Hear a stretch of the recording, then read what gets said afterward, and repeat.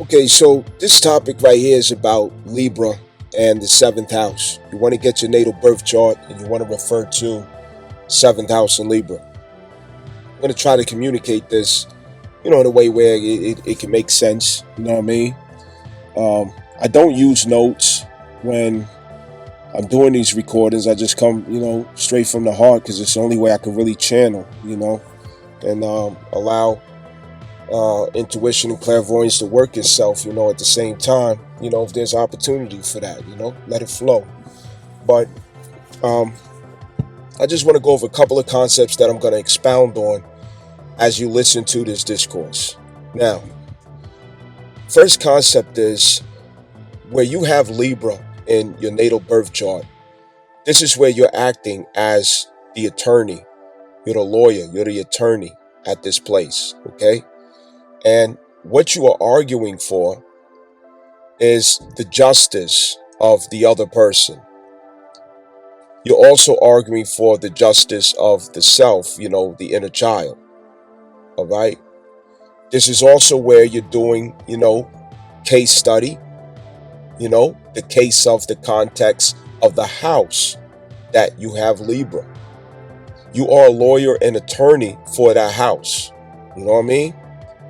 And so this is where you have to see justice, you have to see fairness, and that's through ethical and diplomatic means. If we have to see justice, fairness, equity, equality through diplomatic means, it's always going to manifest through Aquarius.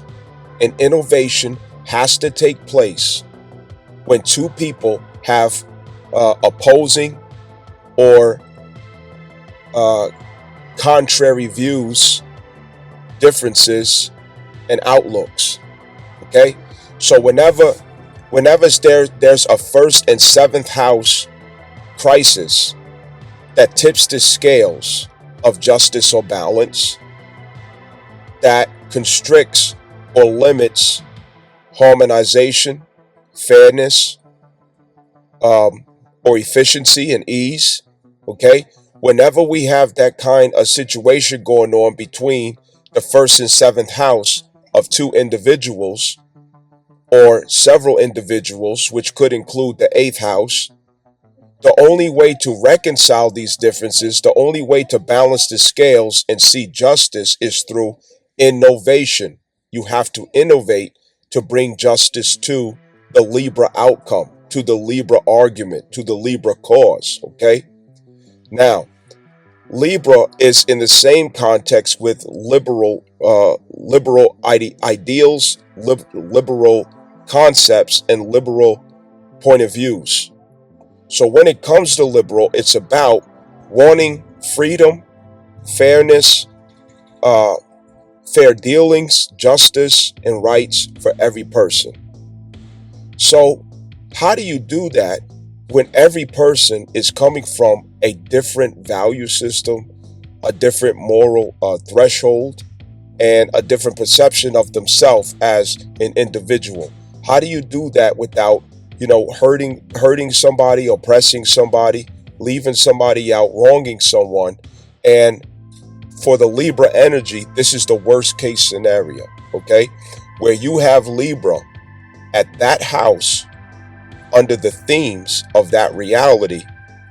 The worst thing, the worst case scenario is that you should have to walk around with a guilty conscience of thinking that you caused someone to not see justice or fair dealings, that you were part of harmonization not manifesting. You see what I'm saying?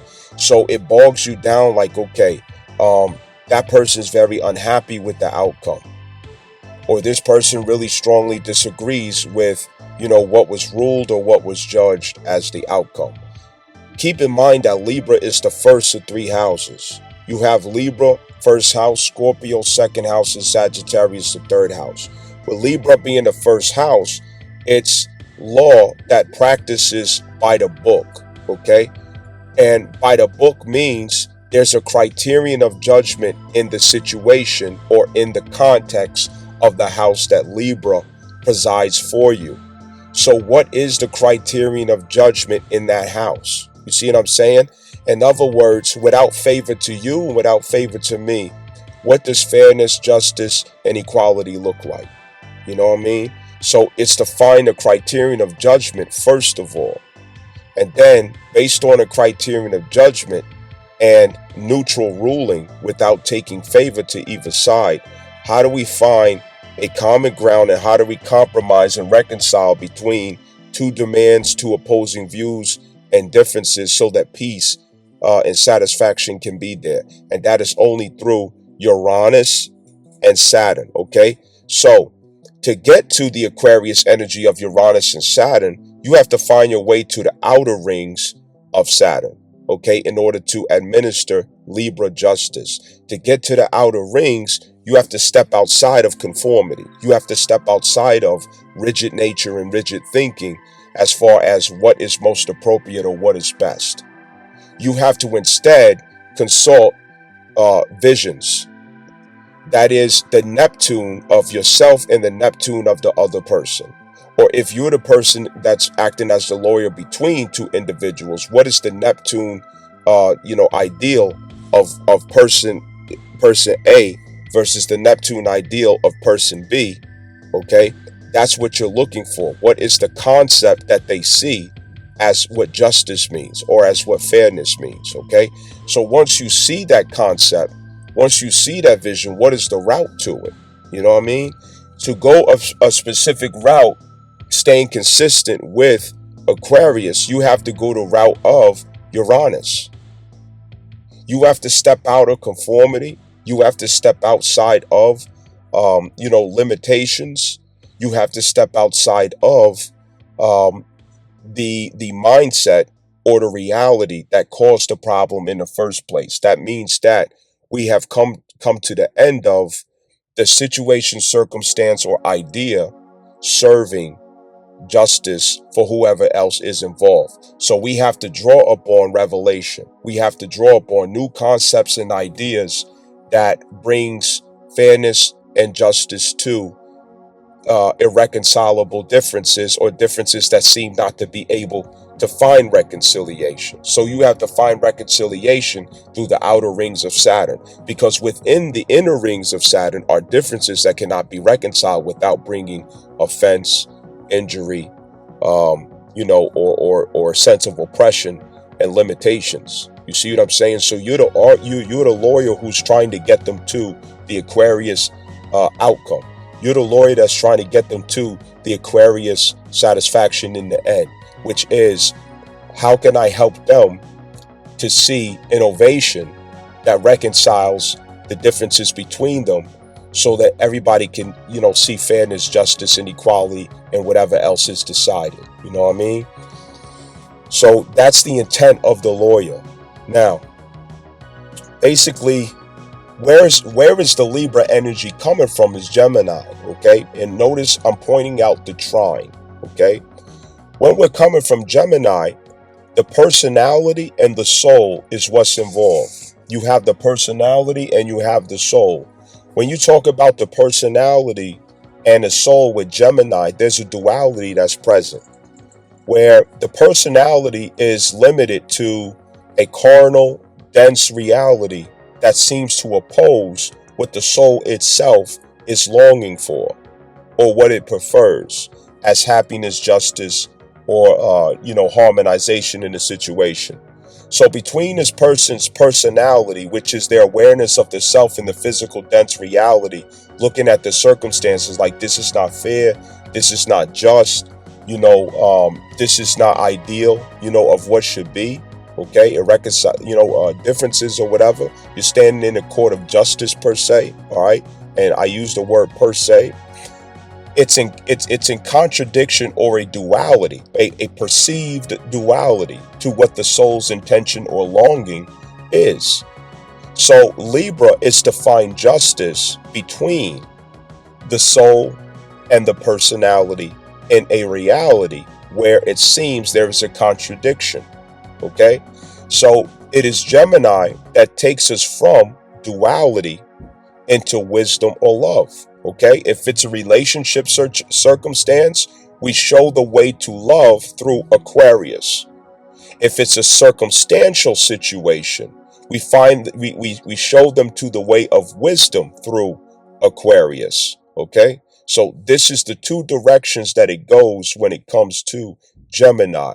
But you're getting them out of the crisis of duality, the perception of duality. Libra reconciles when it comes to perceptions of duality, and it's the fruit of its works is in Aquarius, which is outside of the duality or the perception of duality, finding its way in the outer rings of Saturn rather than the limitations, ideals, and social conditioning, programming, things of that nature within the inner rings of Saturn. Okay, that's where we're trying to get to. So you want to understand where this takes place for you, how this looks for you. All right.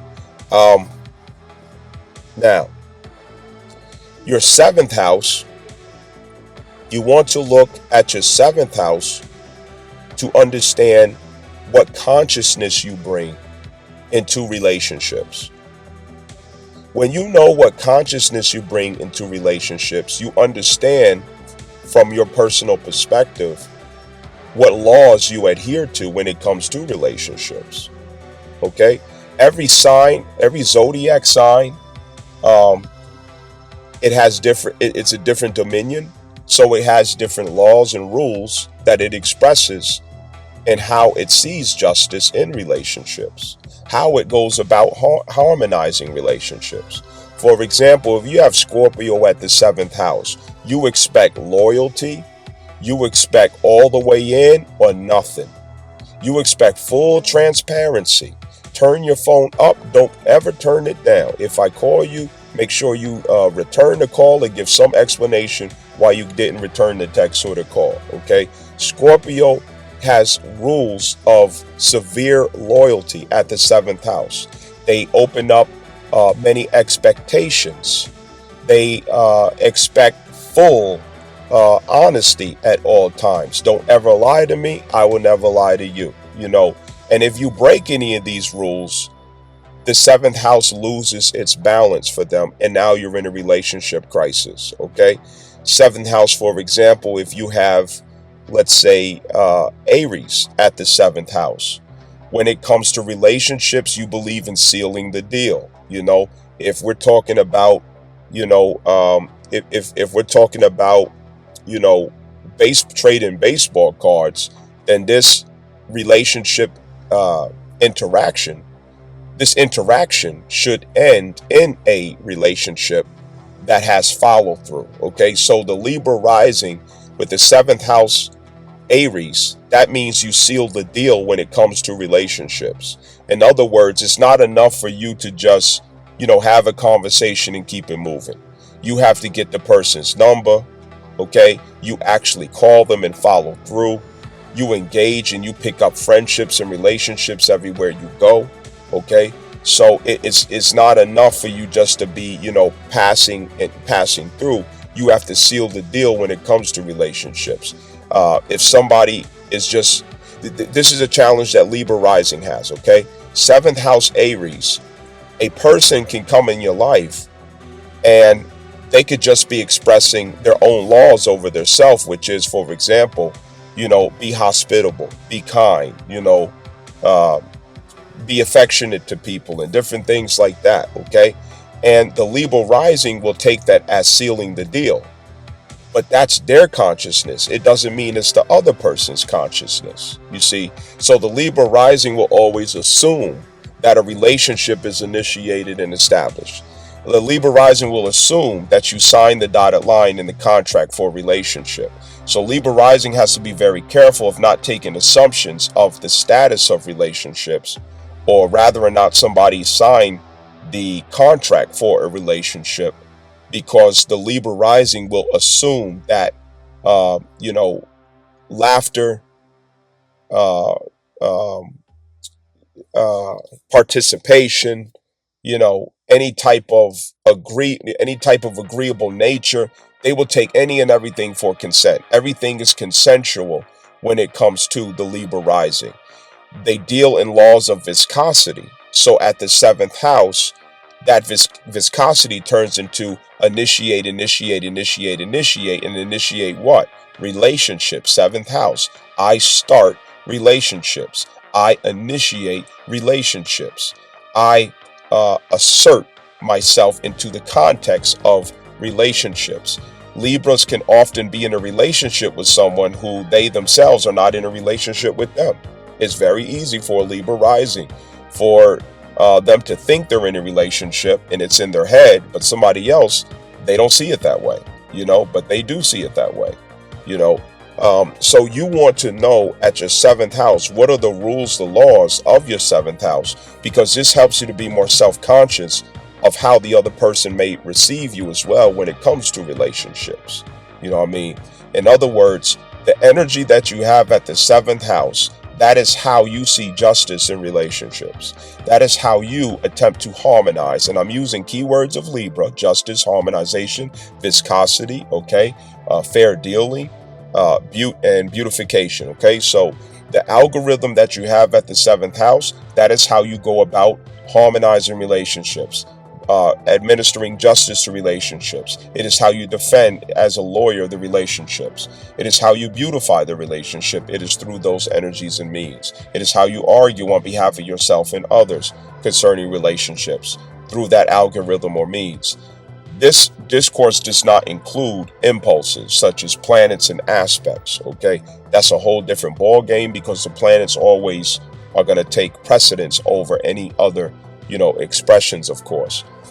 However, this is how the algorithm or the zodiac sign works in those houses. Now, remember that your seventh house consciousness is not the other person's seventh house consciousness, unless you have a natal twin, But, if your seventh house is, Gemini, and you're chatty patty with everybody, you're a social butterfly, you're flirtatious with everyone, it's never serious or personal, but you're always talking it up with people, and you have somebody who's a Scorpio seventh house, they're going to take offense to that.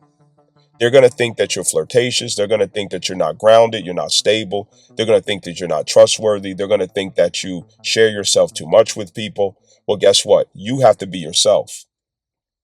You can't be what Scorpio wants you to be. If somebody has Scorpio at the seventh house, okay, and this is not just specific to Scorpio, of course, I'm just using an example. If the other person has Scorpio at the seventh house and they're viewing relationships from the Scorpio consciousness, and you have Gemini at the seventh house and you're viewing a relationship from Gemini consciousness, Scorpio's going to take offense to Gemini, and Gemini is going to take offense to Scorpio. In the way that you both approach relationships, you're going to get offended at each other. You're going to accuse each other and incriminate each other if you don't vibrate at a high enough frequency, to see through understanding.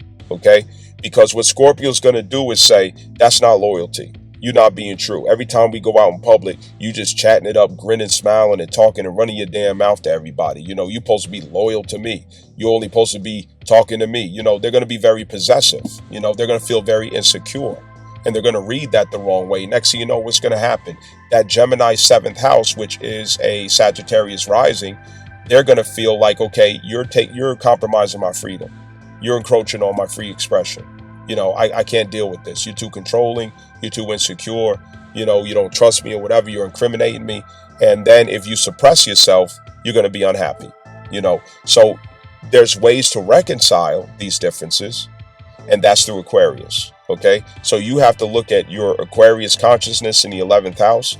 That person has to look at their Aquarius consciousness in the 11th house, as well as the lords of those, which is really Uranus. And that's how you find what is the energy of that solves this difference that we have.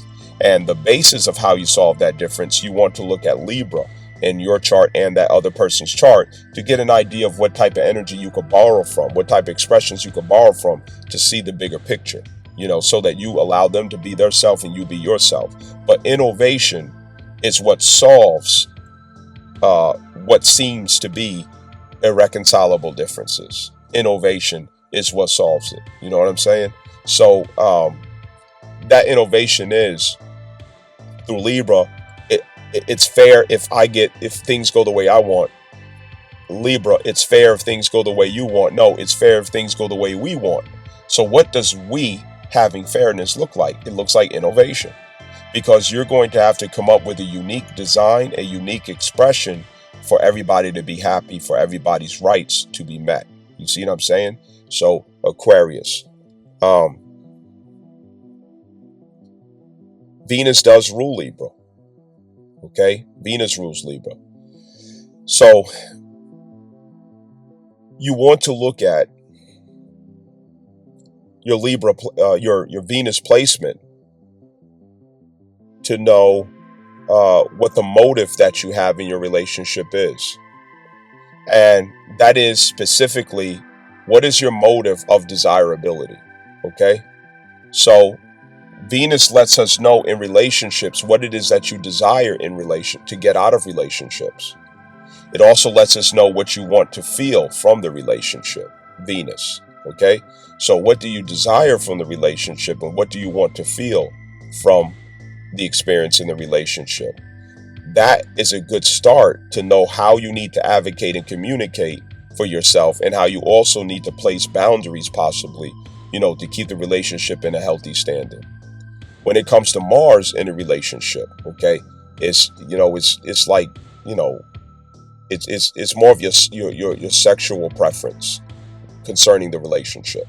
So when it comes to relationships, Mars clarifies what type of sexual experiences you prefer, or how you prefer sexual experience to be communicated, or expressed, that is. And it also determines your, even your sexual, appetite and capacity, depending on the aspects there. Okay, it's literally how you want to be fucked. You know what I'm saying? When it comes to Mars, Pluto does play a part in that, especially when Pluto is and aspected to Mars, as well as Chiron. You know what I'm saying? Chiron, Black Moon Lilith, and Pluto, those are energies that really makes that a curious expression. You know what I'm saying? It could go a lot of places very deep. But anyway, so you want to look at that as well. Now, the seventh house, Libra, okay, this is also how you approach contracts. It's what you're looking for in contracts as well. So it lets you know from, it gives you deeper self-awareness to know how to negotiate and advocate for yourself. And the seventh house lets you know how to negotiate and navigate for others, because that's the state of consciousness that you're in relationships. Make sure you follow the rules of your cosmic design when it comes to relationships, and you have to teach the other person what your rules are. Okay, your boundaries has to be in agreement with that seventh house energy. And when it comes to commitments being fulfilled, remember, you change energies. Okay, so you're in a relationship through the seventh house energy, but when you're in the eighth house, when you're subject to pressure, when you're subject to trial and crisis, and the expectations placed upon you, burdens and duties of relationships, you take on the algorithm and consciousness of the eighth house placement rather than the seventh house placement. Okay, it changes. And this is why sometimes we can say things like, when we was, dating and, seeing each other, you were a different person. But soon as we get married and we start paying bills and, living life and changing diapers and stuff, it seems like you change.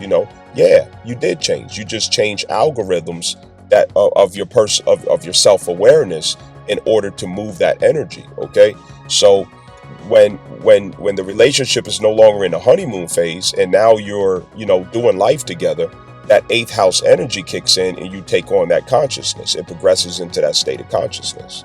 All right, so anyway, listen up, like, share, subscribe. Be supportive.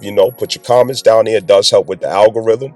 As you all already know, I'm definitely shadow banned on this motherfucker. They don't want my shit getting around, but it is what it is. I show up for what I can, what is in my world. I just stick to my lane. You know what I'm saying? But if you would like a personal understanding of how this applies to you, schedule for a chart reading or a chart inquiry concerning this, so I can help get you caught up. You heard? All right, listen up. Let's see what it's about.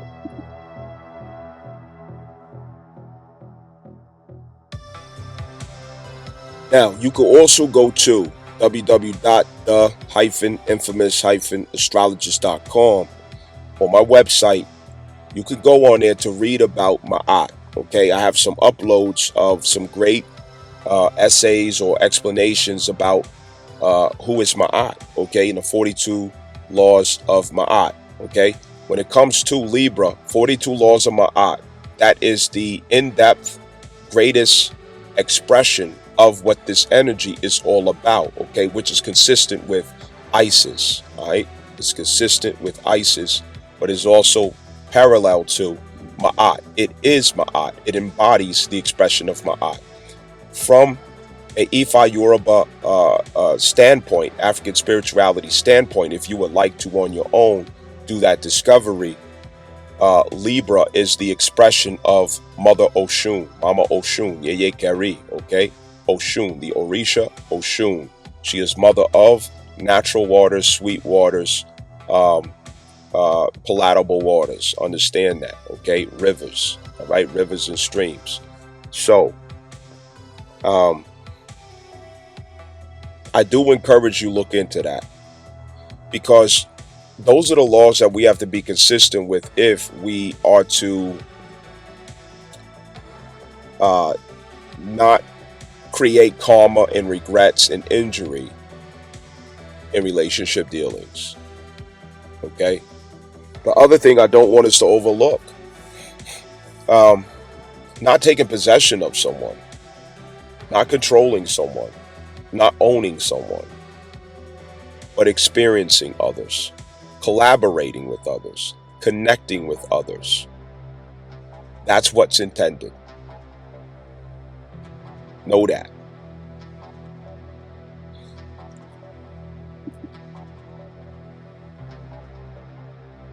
Now, in the Holy Quran, if you look at Surah Baqarah, which is the cow, okay, which is the second chapter or surah, and the 36th ayah or verse, Allah subhanahu wa ta'ala says, which means, and we said, he speaks of himself in plural, okay, and we said, go down all of you, which was Adam, Eve, and the principal Lucifer through Venus, okay? This was the Luciferic impulse after, the issue that happened in the garden where Eve,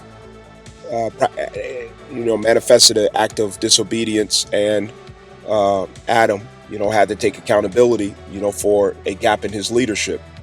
And we said, go down all of you as enemies to one another.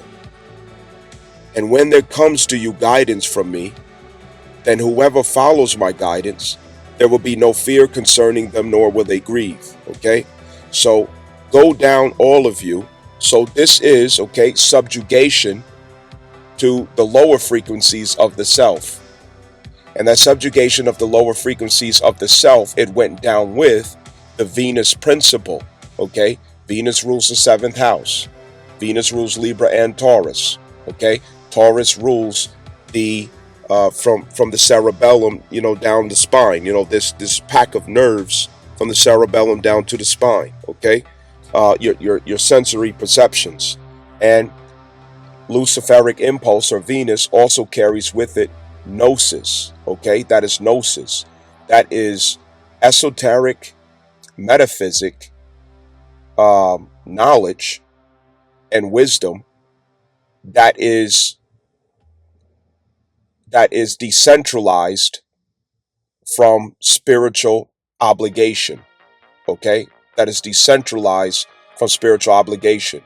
For example, if you get into the dark side of Freemasonry, okay, the dark side of the Illuminati, which the original Illuminati, it did begin with Moors, that science that is, and Freemasonry or Masonry originated with the Venus Moorish science as well, okay, which ascended from Judaic Cabal gnosis, all right? But when you put the intent of God's image to such gnosis, that manifested through Islam in its finality of Judaism, okay? Because Islam is the finality of Judaism, all right? Judaism and Islam is the same expression. Even Allah mentioned this in the Holy Quran when he said, I have completed my favor upon you and I call it Islam, okay? So Islam is only the finality of Judaism, okay? That's what people need to understand. And when it comes to Freemasonry, even though the Cabal was the original intent of that gnosis, it ascends through Islam as a spiritual intention that was meant for humanity through the demonstration of Al-Amin, Prophet Muhammad sallallahu alaihi wasallam. Okay, that was when it found its completion, and that's when the Moors were the inspiration behind, or the means behind, the Renaissance or the revolution of science, arts, and philosophy, okay, which it didn't originate with them, but the revolution of that throughout Europe came from the Moors. The originality of that was out of Kemet and also Timbuktu, okay, the originality of that, in which their students were the Greeks, okay, the Greeks, and the students of the Greeks were the Romans, okay. So anyway, and we said, go down all of you as enemies to one another. So these three, okay, these three presents the polarity between Mars and Venus, okay, the polarity between Mars and Venus. And what stands in between at the center is that gnosis. And gnosis is, you have to arrive at that through trial and error. It's the trials in relationships that are inevitable, that is impossible to avoid, that ultimately presents dualities, okay, which is the conflict between personalities and souls. And the personality and souls of one party is at conflict with the personality and souls of another party, and it manifests the eighth house transformational crisis that has to be, reconciled or rectified, okay? And that's where gnosis gets born. That's where we have spiritual, and that's where we have enlightenment that opens up to spiritual opportunity. And it is Iblis. Well, in Islam it's called Iblis, but in English terms it's called Lucifer, okay, or Luciferic impulse. That Luciferic impulse serves as the teacher or the developer of the divine within the self, as it is a lack of love or lack of light that poses as love and poses as light. Luciferic, okay? It is the fool's gold, it is the false light. Understand that. And so when there comes to you guidance from me, then whoever follows my guidance, there will be no fear concerning them. Fear is the future, nor will they grieve. Grief is the past. Therefore, that comes back to, just as I mentioned, Scorpio, okay, eighth house, all right? Understand that. And we know the solution is to go through Taurus, which is what are our values. That is the illuminated side of that Venus impulse when it comes to what should stand between two people. Bring about your value system, and you communicate and negotiate your value system between one and another person through Libra consciousness. You see what I'm saying? And that's through diplomacy. That is through ethics. And that is through painless delivery. You know what I'm saying? Make it as painless as possible. Understand? So anyway, just putting that little note in there. And so, and yeah, that's what's up.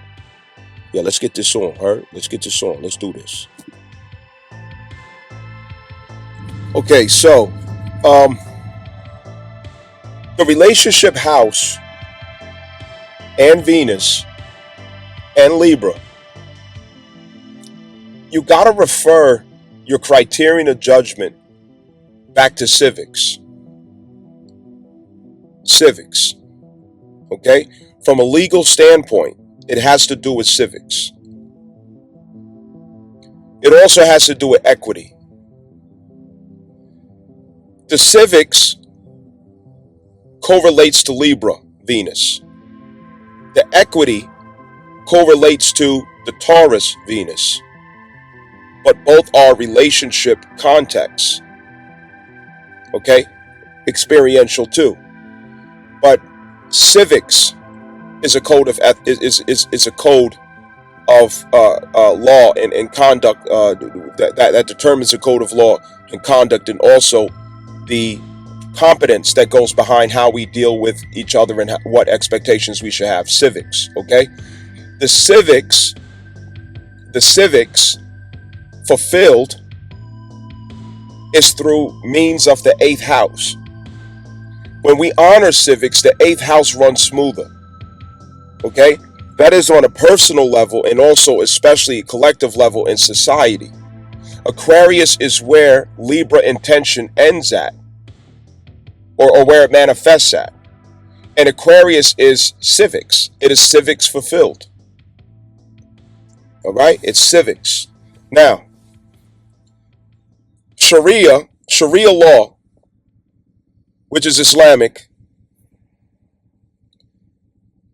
jurisprudence, as well as what's called Arahik al-Maktoum, the life study of Prophet Muhammad, as well as what's called the hadith, or the witnessings of Prophet Muhammad sallallahu alaihi wasallam, who was the demonstrator of the will of the Holy Quran. He came to incorporate civics, ethics, and matriarchal intention behind Judaic foundations as laws and prescripts over the people. And for this reason, Venus is what represents Islam in the same way that Saturn represents Judaism. Okay? It is to conjunct Venus and Saturn, or to oppose Venus and Saturn. Of course, an opposition is really a collaboration, okay, of Venus and Saturn. So when you see the star and crescent represented, and it's Islamic themes and symbols, okay, you see the star and crescent. That crescent is not the moon. It is Venus. Okay, that represents Venus. The same thing where you look at the fez, what's called a fez, okay? It's a cone-shaped hat that comes from the Moors, okay? When you talk about Freemasonry and Masons, okay? That comes from the Moors, the fez. And you will see that Masonic lodges and temples are named after Arabic or Muslim terminologies. Arabic and Muslim terminologies. You also will see that they also honored the same symbol of the star and the crescent. That star and the crescent is not the moon, it is Venus, because Venus is what represents Islam. What came with Venus are liberal arts and sciences. Okay? Venus represents liberal arts and sciences. Islam is the foundation of modern liberal arts and sciences.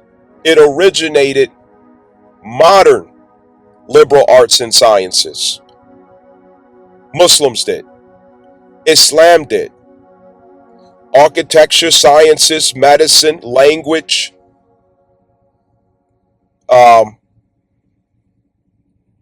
also societal conditions that honored civics and laws that honored civics, that was informed by the Sharia law. Even the founding fathers of this nation studied Islamic law, including Napoleon Bonaparte, who literally called himself Little Muhammad. The first peace treaty of the United States was with Muslims. The Treaty of Tripoli clarified that this is not a Christian nation. Verbatim, that was stated, this is not a Christian nation, as the forefathers were deists because they were Freemasons. Understand that. And so Venus descending down with the people, with Adam and Eve, it indicates gnosis, metaphysics, Luciferic knowledge will descend down with them. And this includes the symbolisms and the esoteric arts that would form the basis of their higher consciousness that brought them to realize themselves as God's image and likeness. So when you incorporate angelic impulses with that gnosis, it then becomes spiritual authority. But if you separate it from that, it becomes dark arts. You see what I'm saying? For example, the Khazarians, the small hats that, in Israel, they practice the dark side of Freemasonry, the dark side of Illuminatis. Illuminati started with Moorish science. That is Islamic. It is Moorish science. The farthest basis or foundation of that Moorish science was Judaism in and of itself. However, Khazarians are not Jews. They are not Jews. They are posing as Jews. Understand that. So these Venus energies is always what's going to be between man and woman. And it's also going to be between self and others. As self and others is an opposition, which explains the enmity between those who were sent down. But that enmity is not to be assumed a condition that we accept, but that we apply consciousness to in order to harmonize through Libra intention and will. So hopefully I didn't chop that up too much in explaining that.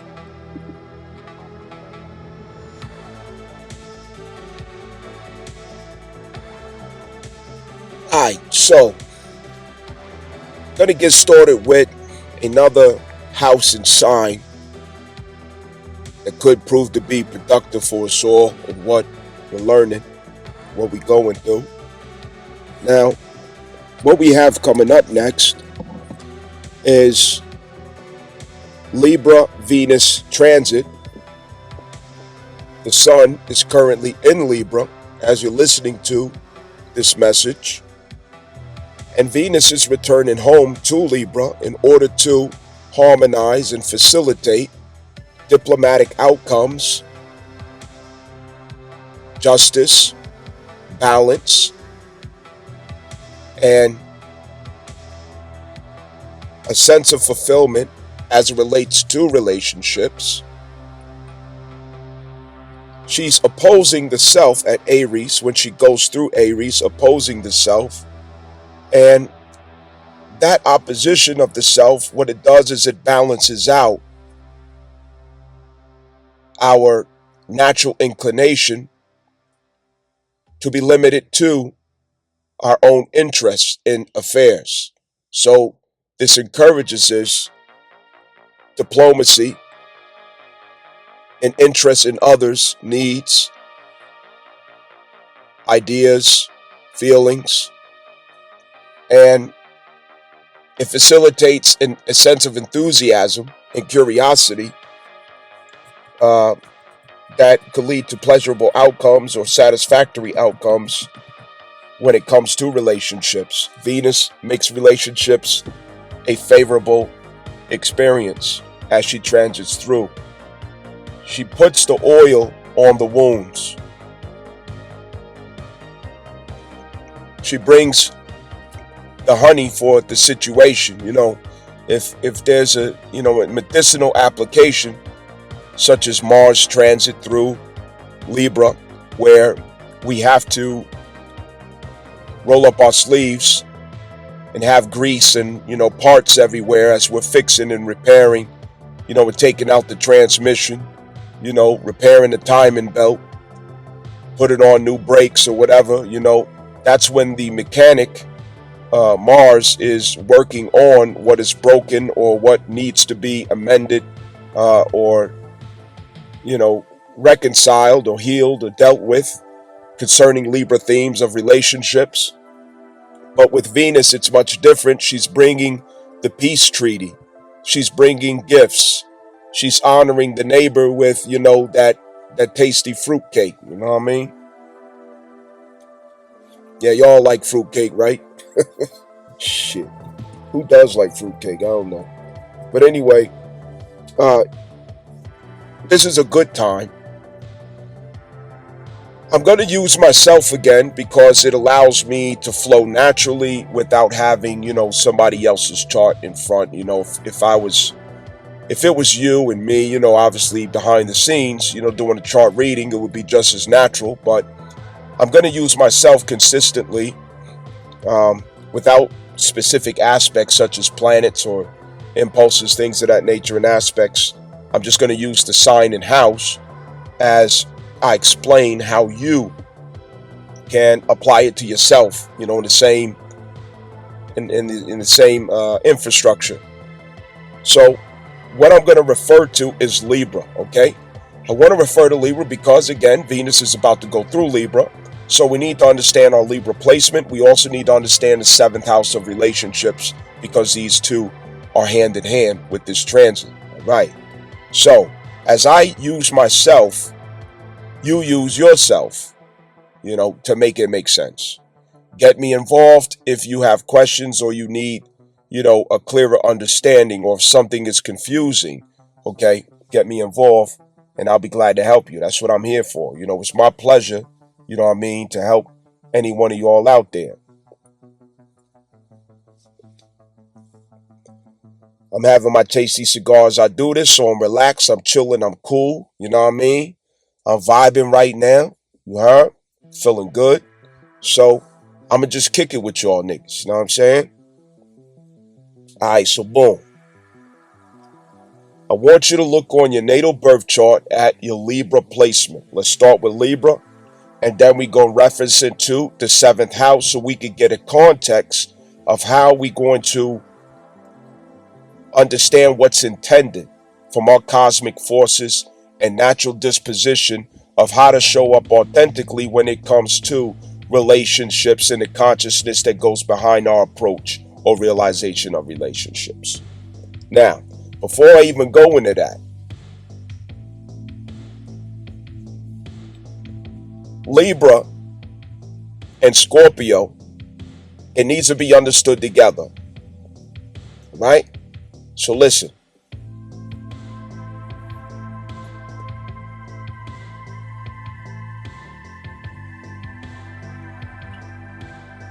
Scorpio is where relationships progress into expectations. It's where it progresses into expectations. So the 7th house and the 8th house is not necessarily a separate affair. It's the same affair, but one is intensified or accelerated. One is, I'm looking for the right word. One is the intensity of the other, okay? So the 8th house is the intensity of the 7th house. It's where, for example, on a honeymoon, or the honeymoon phase, as they call it, y'all getting along, having a good time, everybody kicking the shit, you're laughing and you're giggling on the phone, you know what I'm saying? You pushing, sexual energy around, feeling all good and positive, you inspiring each other, when you spend time with each other, It's a lightness in the air, lightness in the atmosphere, because you both are still in a detached disposition, okay? Air is detached, all right? Even though Libra is a house of relationships, it's a appropriation of relationship, which is intended to be from a detached disposition, okay? In the air, ethereal. That's where it is healthy, because from the detached disposition, it forms connections rather than attachments. Understand that. That's first of all. Now, mind you, everything I'm mentioning, okay, we all need to remember so that we approach relationships appropriately all together. So that's already a clue right there. We were never intended to attach ourselves to anyone. We learned through that, but it's not what was intended. Now, Libra seats right between Virgo and Scorpio. Virgo and Scorpio is really the same fucking person. It's the same energy. It's the same state of consciousness. It's the same algorithm of spirit, but in the reverse. They're going opposite directions. So Libra is standing between the two as a harmonizer between that force that has to reconcile with itself. Virgo takes the higher ground, Scorpio takes the lower ground, but they end up at the same outcome or the same place. One rebirths, and that's Virgo through the number 9 Hermit card, and one resurrects, which is through the Death card. Understand? But both are expressions of our sexual energy. It is what our sexual energy does. It is what it does. Our sexual energy does two things. It performs through the Virgo algorithm and through the Scorpio algorithm, which is the 6th house and the 8th house of yourself. The 6th house is still yourself. The 8th house, it includes pairing yourself, unifying yourself, collaborating yourself with others under a 6th house theory, theme, intention, objective, or ideal. Okay? So the 8th house is your 6th house performed with someone else in their 6th house. So in other words, the 8th house is we're doing this together, action. We are working together. Okay? Virgo is the algorithm of work. 6th house is the house of work. Therefore, the 8th house is the house of work with others, working with others, performance with others. 8th house. Okay, let's get that understood.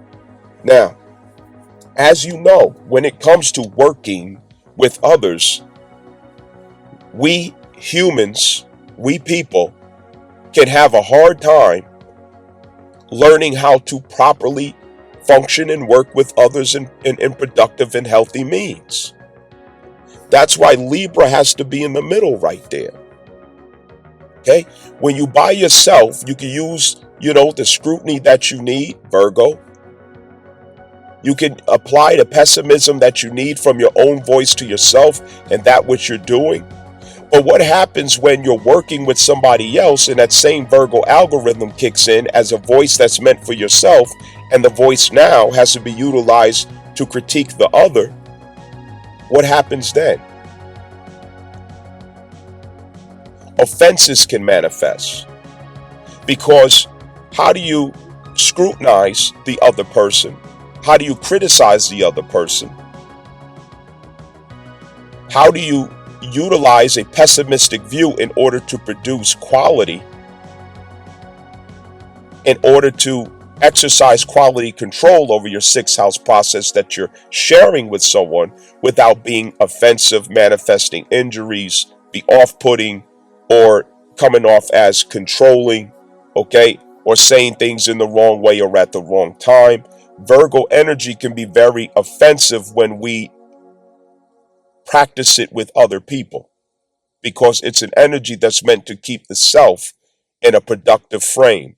But when we utilize Virgo energy to keep someone else in a productive frame according to our own ideals and scrutiny, it can come across as being controlling, dominating, okay, uh, as being overbearing, smothering, micromanaging. So Libra has to teach us how to be the bridge between those two states of consciousness, where work is work, but work with self and work with others are two different things. So Libra has to mitigate how we deliver a unified state of consciousness and how we're going about working with others without being full of injuries and offenses.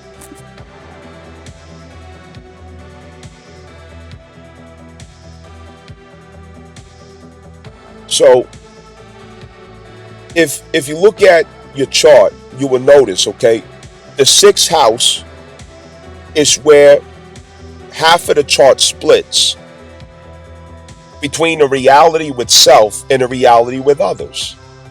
The seventh house is where you enter a reality that is shared with others. This is why diplomacy, Libra, ethics, Libra, justice and fair dealings, Libra, a sense of harmonization, Libra, applying viscosity, Libra, liberal mindset, Libra. It is the access to justice with others, which is the seventh house. It is our access. We have to lead with the diplomat, Venus. We have to lead with her painless tactics, with her harmless ways, with her sweet delivery of or administration of medicine. She is the sweet delivery of our administration of medicine. She is our approach to the scales. She is a means by which we avoid accumulating karmic debt to others.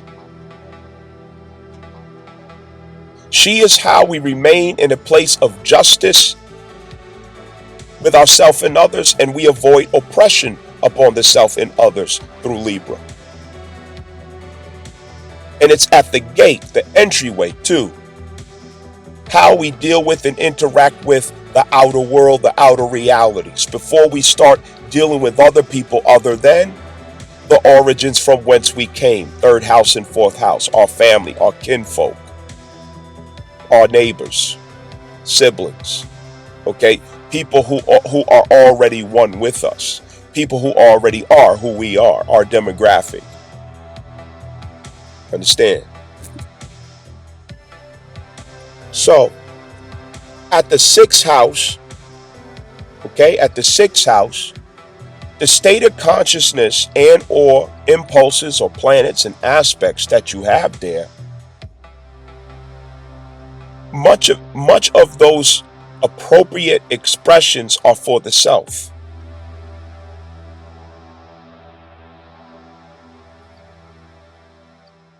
And that is so that you are able to be productive in a way that is complementary to and in alignment with the character, the intended and destined character of your 10th house. The 6th house is producing the character, the image, and the reputation of your 10th house and midheaven. Okay? What is the difference between 10th house and midheaven? The midheaven is the pinnacle, the zenith of your character and image and reputation. And that is only if you achieve salvation. If you do not achieve salvation, you will simply have the 10th house image of yourself, but not the midheaven. The midheaven is special because to reach that point, to get to that height in your life, you need salvation to do that. And that is the water trine has to be purified. The water trine has to be consistent and balanced. The water trine has to be free of generational curses. It has to be free of perversions, self-hate, criminality, deceit, fraud, guilty conscience. You know what I'm saying? All those corruptions of the blood, it has to be purged for you to manifest the midheaven aspect and expression of the self. But it is the 6th house that is building the character that is true to your destiny. Understand that. The 7th house essentially is building your rapport at the 11th house. It's building the rapport at your 11th house. Okay? So the 7th house is forwarded to your 11th house.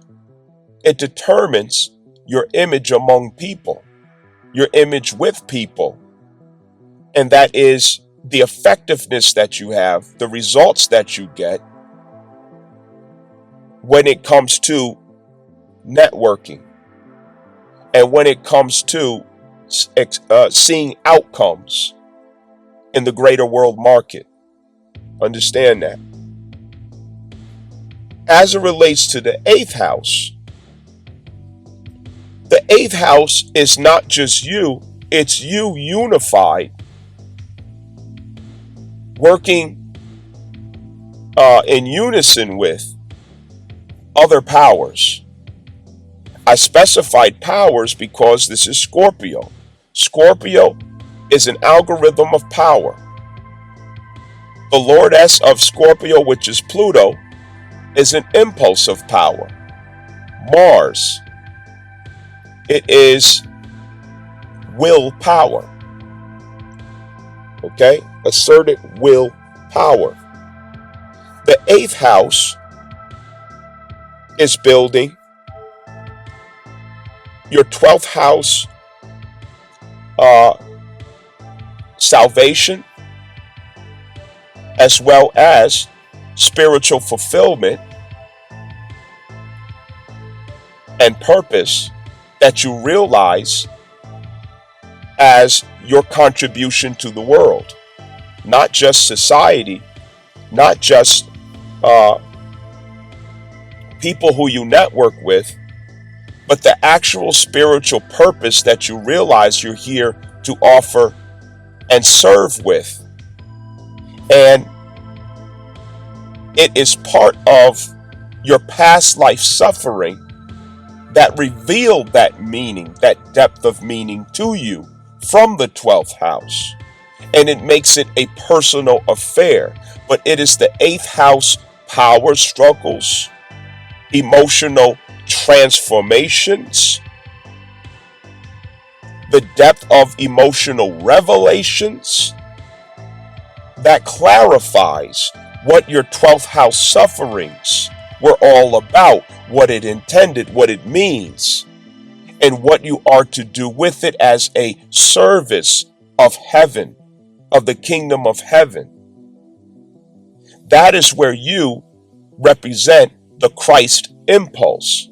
And when we represent the Christ impulse, we are acting from the wisdom of God, illuminating from the heart.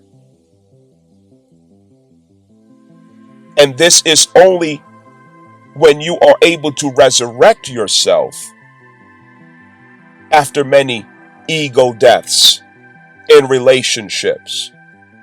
So relationships at the 8th house, it subjects you to consistent cycles of ego deaths. Deaths to who you thought you were, who and what you thought was appropriate for you to be. Deaths to what you idealize as truth, justice, right, wrong, good, and bad. It is where you have no choice but to face disillusionment,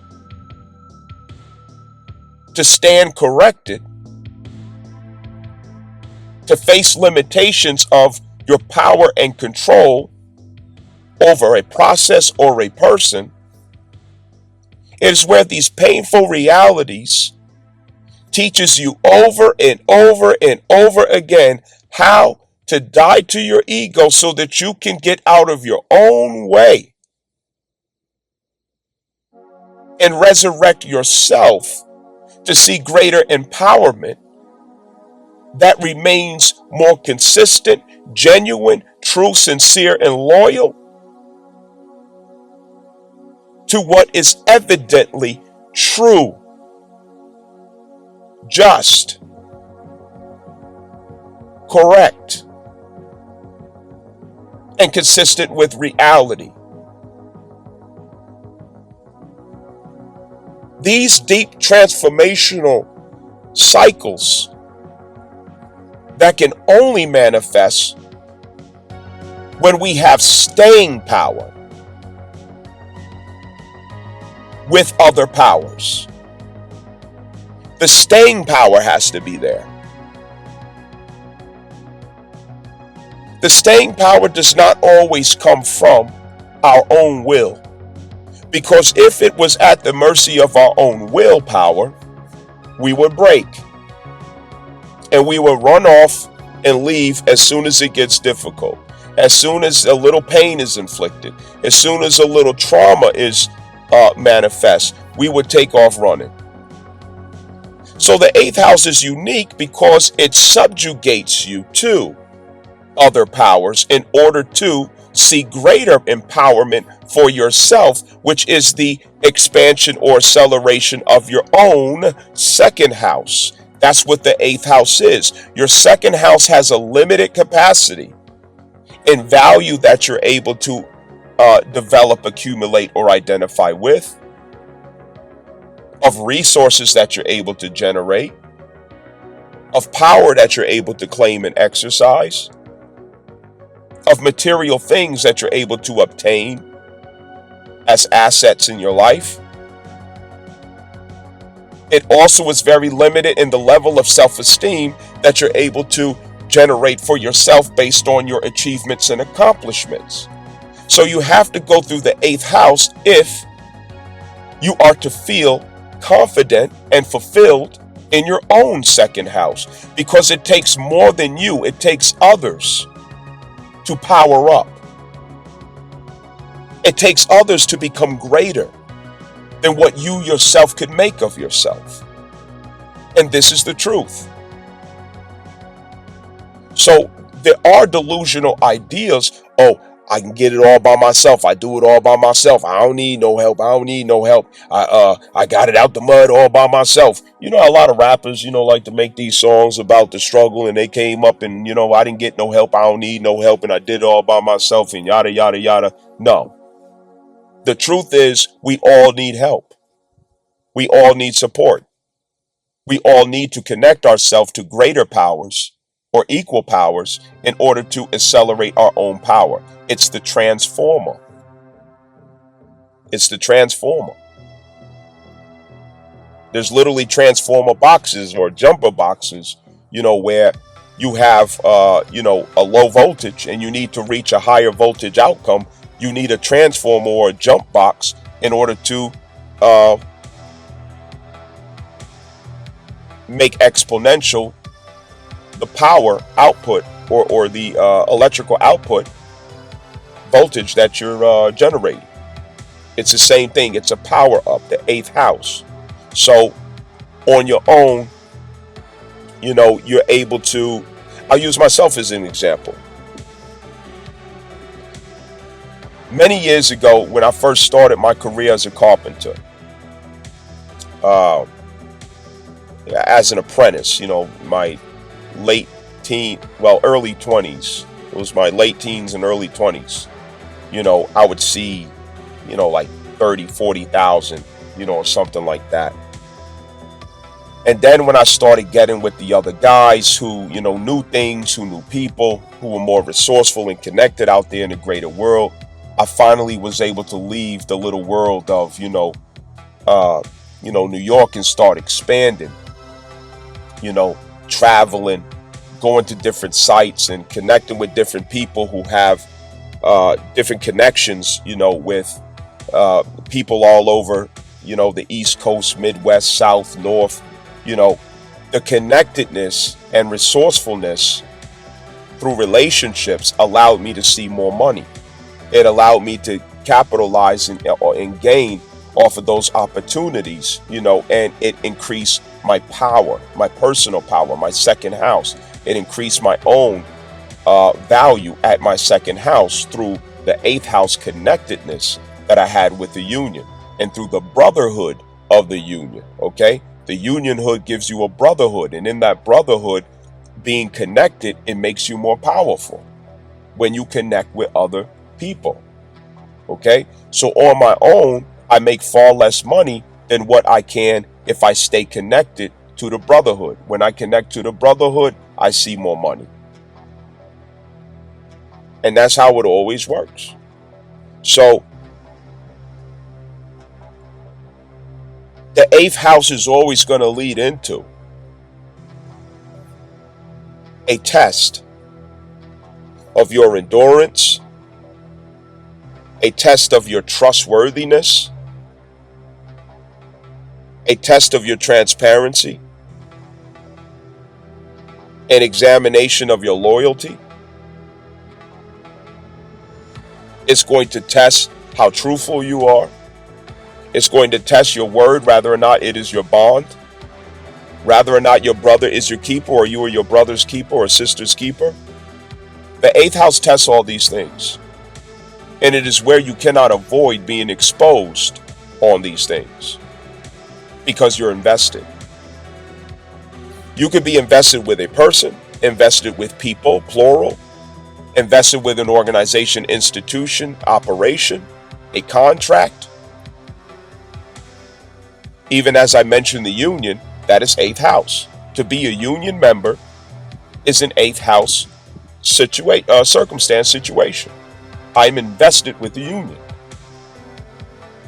So when there are institutions such as that, that is eighth house. And so when you're in the eighth house with anything or anyone, it subjects you to intensified emotional challenges and transformations that makes you a different person. It's meant to change who you are. It's meant to empower you through those changes. It's meant to shed away disillusionments in you. When we shed away disillusionments, we get sharper in contrast in our alignment with truth and reality and sincerity. We become more authentic as we go through emotional transformations. We become more sober, grounded, and real. And this again is what builds the 12th house status. The 12th house status is a cognitive dissonance and crisis with the self, where we have negative talk with the self. And it's really because of the fears of the self, shame or guilt that's in the blood through Pisces, especially of planetary generational curses that reads in very negative ways about ourselves. And they are impulses that we have yet to understand or identify in the self. And because we don't understand or identify it, we often subject those impulses to very low frequencies and expressions that causes us regrets and undoings. And through the education of those regrets and undoings, it becomes universal wisdom and love. It becomes universal understanding. And that becomes compassion that gets expressed on a personal level because of those struggles. But under a microscope, those struggles are revealed through the eighth house. Those transformations, it exposes and reveals the subconscious 12th house impulses that have to be healed, cured, aligned, appropriated, addressed, and illuminated. But it is Scorpio that initiates or subjects us to the actual lifetime transformations through relationships that causes us to get in touch with what is going on at the 12th house in order to give it a name, a classification, terminology, so that we understand what we're dealing with.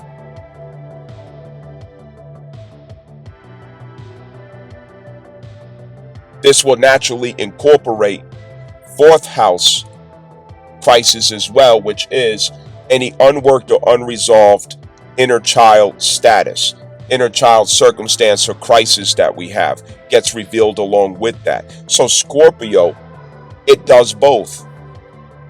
It heals the 12th house subconscious crisis as well as inner child crisis.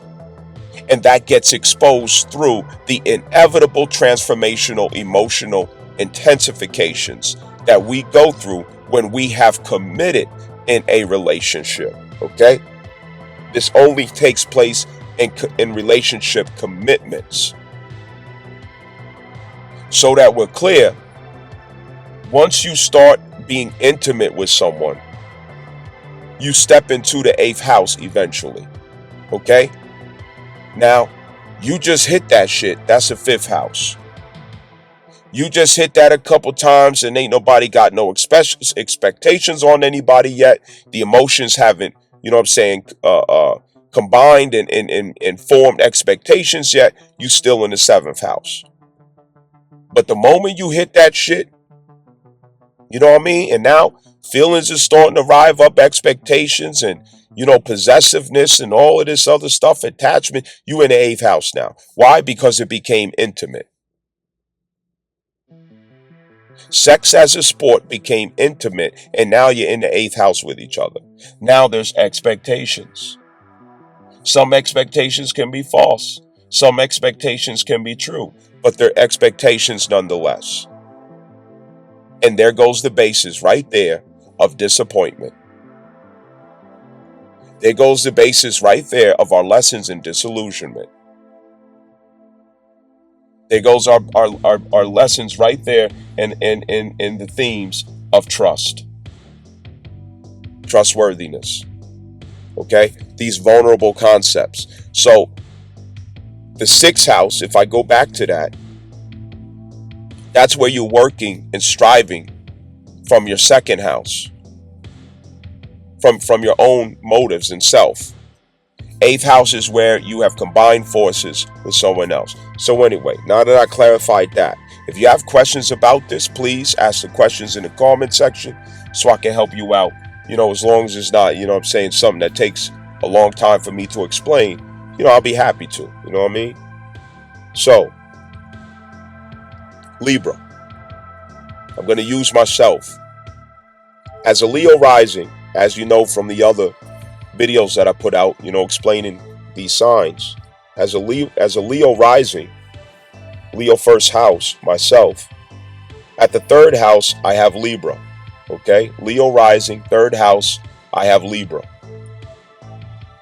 The 3rd house, among many things, this indicates my intellectual property, my intellect, the algorithm of my intellect, my communication style, how I imply and how I infer. It also clarifies my siblings and how they taught me to communicate, the vernacular that I may use, okay, my delivery. And it's also my 15-mile radius community. It is also who I borrow a cup of sugar from. You know what I'm saying? It's also who I'm likely to call, or who's likely to call me if they get a flat tire, or if they, you know, if they need to borrow, you know, some gas money for the next week. Somebody in my 3rd house is, you know, where these type of interactions take place. Okay, these are people that know your first, last name. These are people that know your life, that know your life story, that watch you grow up. Okay, that's 3rd house. Now, I'm going to go with the intellectual context for now, so that we can keep this in a relatable, in a relatable disposition. We're going to use the context of the third house as the intellect, and also as the house of personal communications, or local communications. Okay, local communications and intellect. All right, local communications and intellect. So Libra, this algorithm is I harmonize. Okay, the mantra or affirmation of Libra is I harmonize. All right, I express viscosity. I express justice, or I seek justice. I see justice. I demand justice. I insist on justice. It is also I see balance. I practice balance. I demand balance.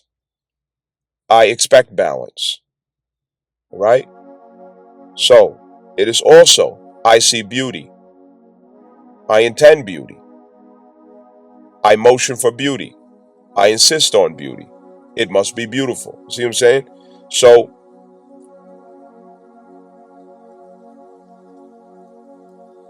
these being the expressions of Libra, we also want to remember, okay, this is a good way to remember the overall theme, Ma'at, okay, the 42 laws of Ma'at. This is where the 42 laws of Ma'at governs the way that you move in this house. It doesn't mean that that's the way that you're going to show up in every house. It's where you're coming from in that house. For example, third house communications, the basis of my communications is on these concepts of ethics. Libra is ethics, not morals.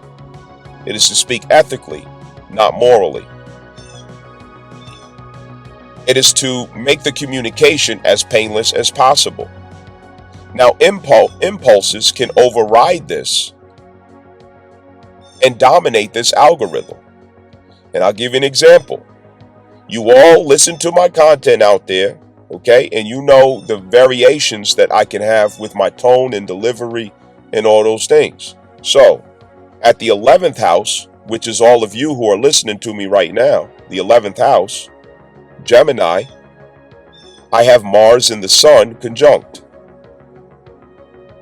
So you're going to hear a militant cadence if that impulse overrides that Libra algorithm. Planets as impulses overrides algorithms, which are the signs or energies. So that Mars and Sun can override my delivery of that liberal Venus Libra intent that's at the basis of my communication. So instead of me speaking ethically, like we're at the office, I might speak like I'm on a street corner or some shit. You see what I'm saying? Mars, you just heard a curse word, okay? Mars is loaded with curse words. This is not a justification because everything is still a choice. Let me add, okay? It's not a justification because everything is still a choice. Just because these impulses are in this arrangement doesn't mean that we have to choose the limitations of what it suggests. Let me make that clear. Anyway, so Libra, I harmonize dialogues, third house. I harmonize or justify intellectual perceptions, implications, and inferences. You see, I see justice in both sides of a coin when it comes to intellectual or communicative differences in context of relationship affairs. I justify I beautify, I harmonize thought. The right for free thought, the liberal expression of thought and intellectual capacity, which goes along the line of social justice, which goes along the line of human rights. So this is a libertarian disposition. Libra is where we are libertarians. It is where we are liberal. Just like Aries is where we are conservative. See what I'm saying? So I have a liberal mindset. I have a liberal consciousness over what decides my communication. And again, impulses and other aspects can override the disposition or the default of these algorithms of the self. You see? So I communicate liberally. You see? Third house Libra. I communicate, third house, liberally. I communicate ethically. You see? I communicate painlessly. Okay? That is at the third house I do. You see? So this is speaking to your third house, is also speaking to your seventh house, which is your one-on-one relationships. Your one-on-one relationships.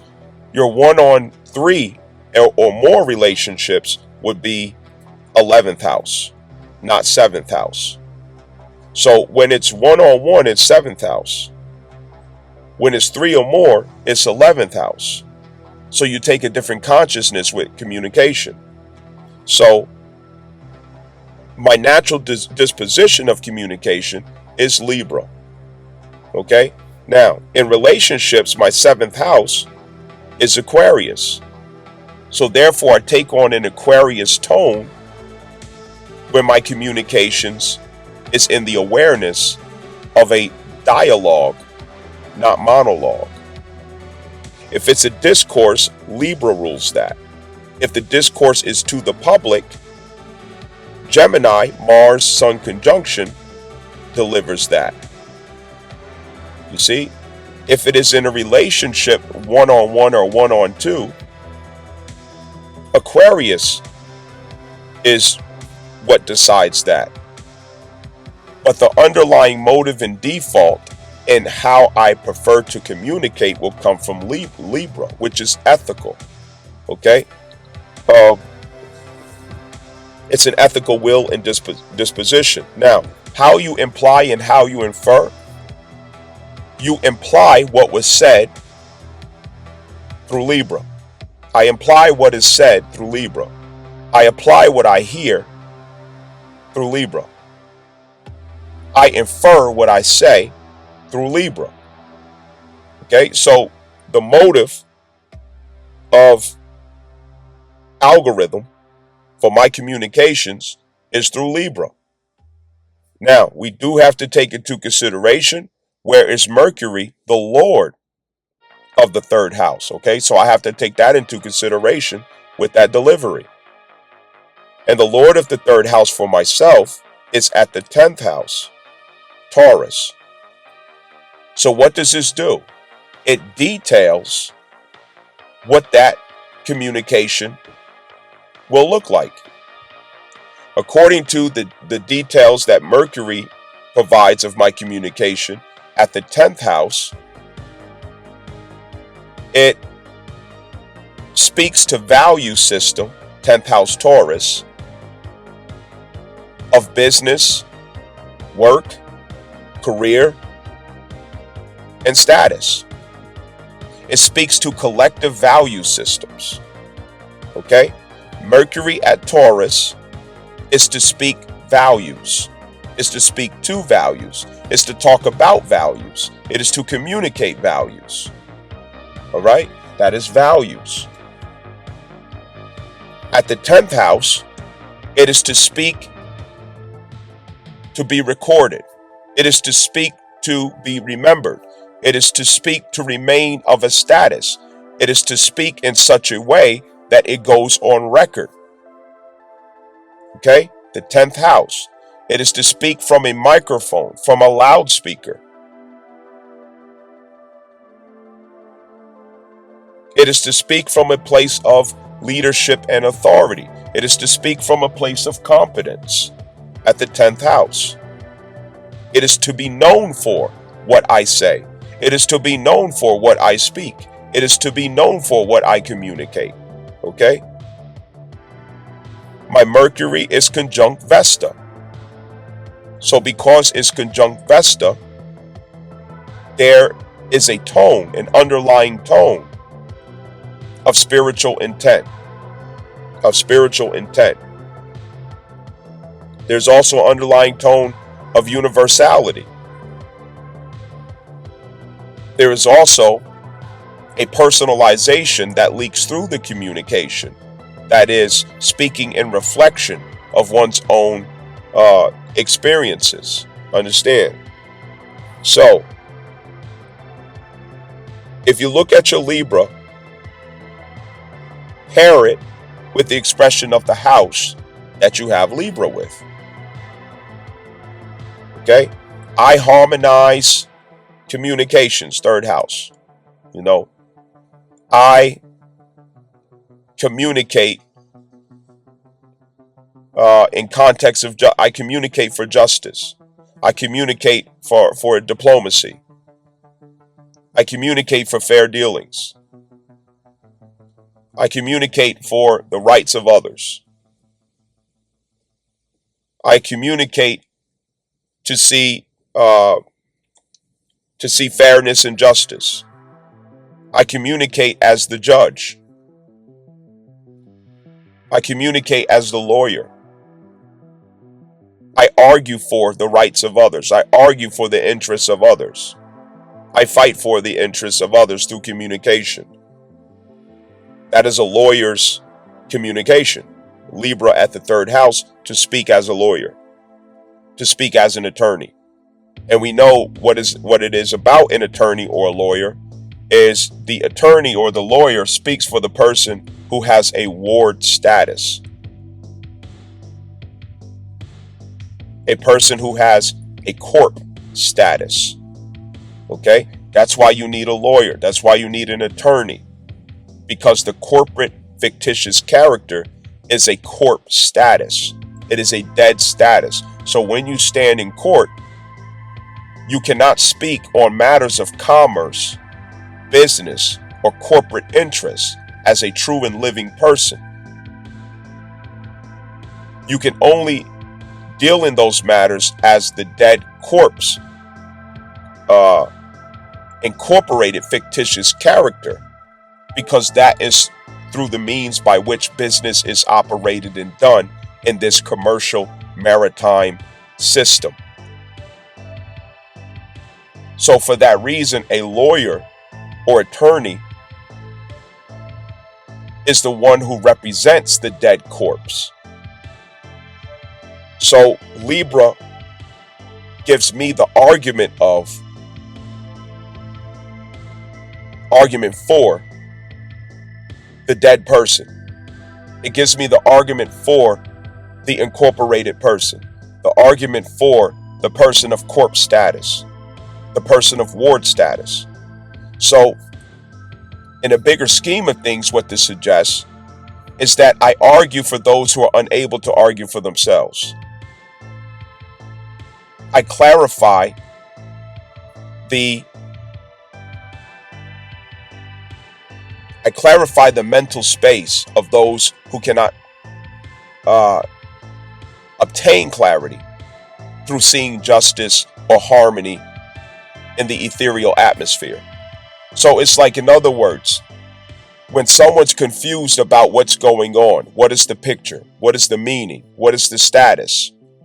What is the situation? I'm confused. I don't know what's happening here. It is my destiny to clarify for such persons or to speak on behalf of such persons so that an understanding can manifest. So this is my role, which is I do the research. I get the findings. I make sense of the picture. I clarify the ethereal, which is an expression of that justice and harmonization. I make sense of it. I beautify the concept so that there is an understanding that manifests as a result of that. Okay? You're arguing also on others' behalf. A person may not be in position to argue for themselves because maybe they're not able to articulate or clarify what is happening to them, but in the spirit they sense, hey, something's not right, something's not fair. I just can't say it. I can't explain it. I don't know how to clarify it, but I know that this isn't right, this isn't fair.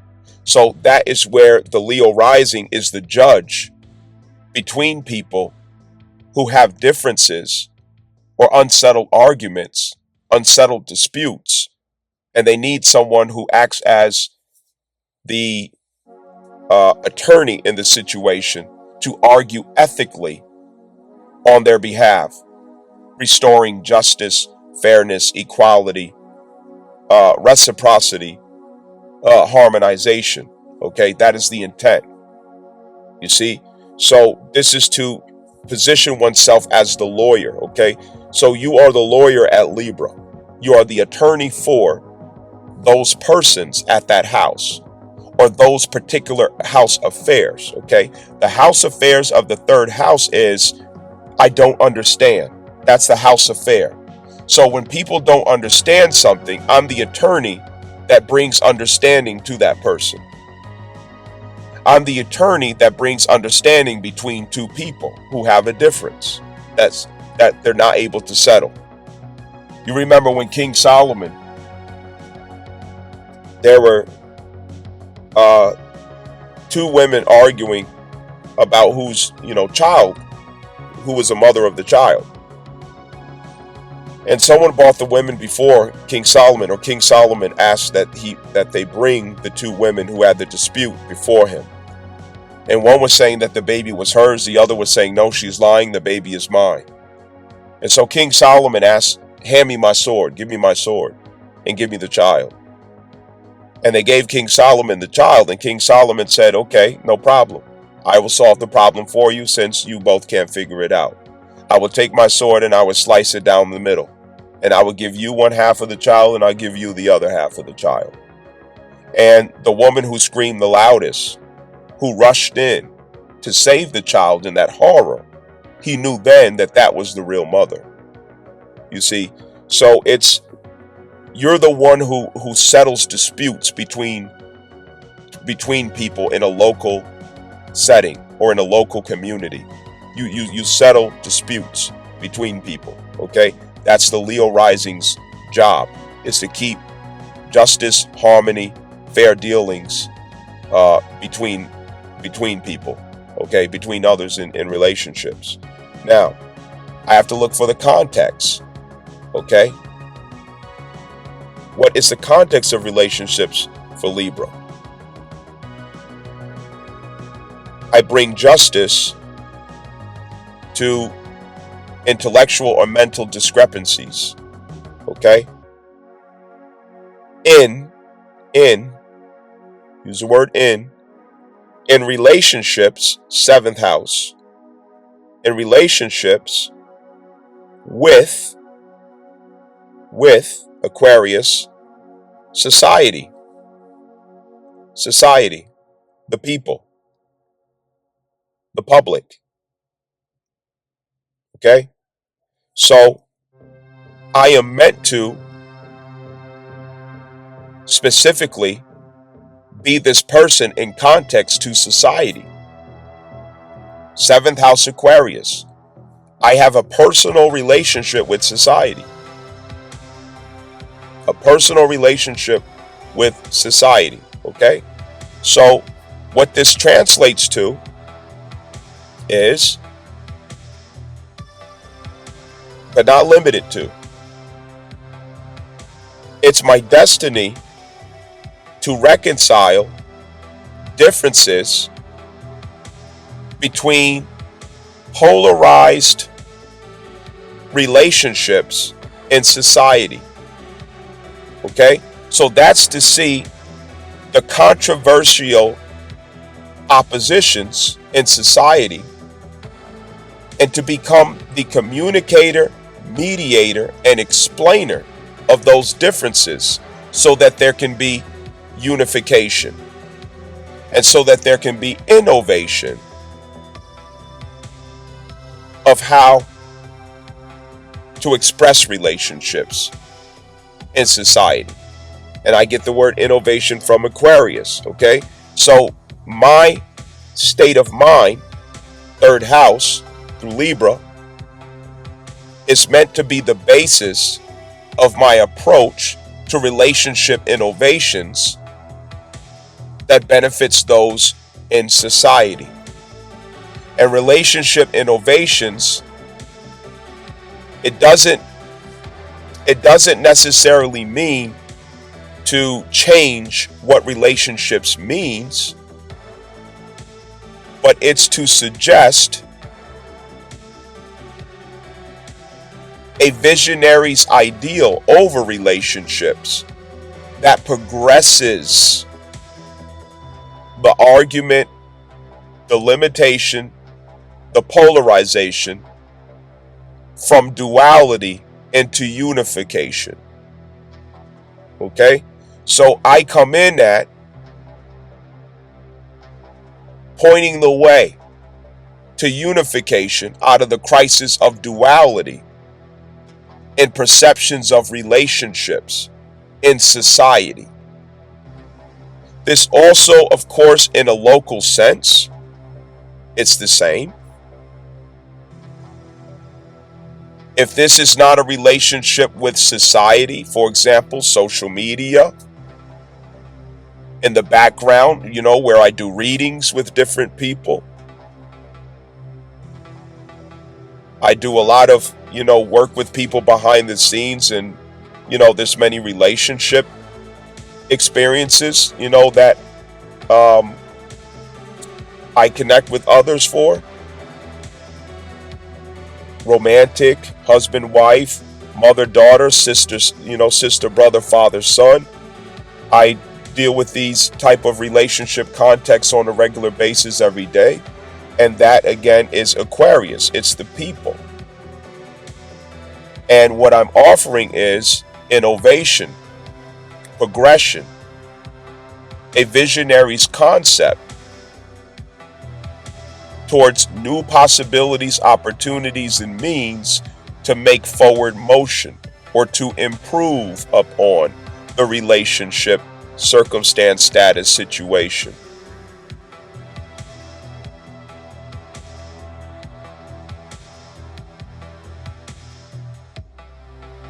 Relationships is the MO. Remember, the motive of Leo rising is Cancer. Okay? When you look at your first house, the 12th house is the motive, it's the underlying motive. So if Cancer is the motive of Leo, it is founded upon moral integrity in relationships. But the way that you communicate moral integrity universally is through ethics. Ethics is the universal language of morals.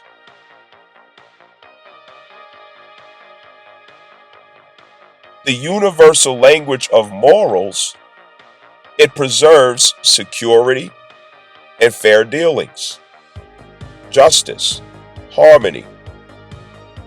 And through the 7th house Aquarius,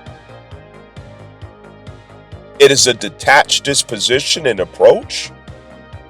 And when you have a detached approach to relationships, you not only understand the relationship, you understand the person that you are in a relationship with. You understand them. You can't understand someone that you're attached to. You can't understand a situation that you're attached to. The Leo rising is meant to understand the other person, to understand the status of the relationship. So this is why the Leo rising is able to hear differences, discrepancies, problems, issues as a judge, because they don't get attached to what they're listening to. They don't get attached to what they're dealing with. And so they're able to give feedback that is more objective, grounded, sincere, and not limited to picking sides, personalizations, or emotional expressions. It remains in the ethereal, in the head, not the heart. So, with this Libra third house approach to communications, seventh house relationships remains ethereal, which leads to progressive ideals, innovative ideals. It also leads to concepts of relationships that may be contrary to or unorthodox to what is traditional. So when you see that there is, for example, at an Aquarius placement in your chart, that Aquarius placement in your chart is going to turn out to be a place where you are non-traditional. It is a place where you do not spin to the tune or the order of what's normally expected. You spin the opposite way.